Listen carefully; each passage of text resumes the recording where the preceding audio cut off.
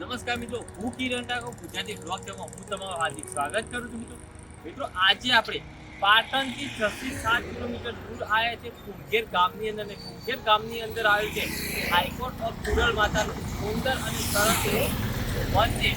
મિત્રો આપણે ત્યાં જઈશું અને ત્યાં જઈને બા ચુડેલ માતાના દર્શન કરીશું. અને આ મંદિર વરકડીના ઝાડ નીચે આવેલું છે. ચાલો મિત્રો જઈએ હાઈકોર્ટ ઓફ કુંગેર અને ત્યાં જઈને કરીએ માં ચુડેલ માતાના દર્શન. તો જો મિત્રો તમે તે પહેલા મારી ચેનલને સબસ્ક્રાઇબ ના કરી હોય તો પ્લીઝ મિત્રો મારી ચેનલને સબસ્ક્રાઇબ કરી દેજો.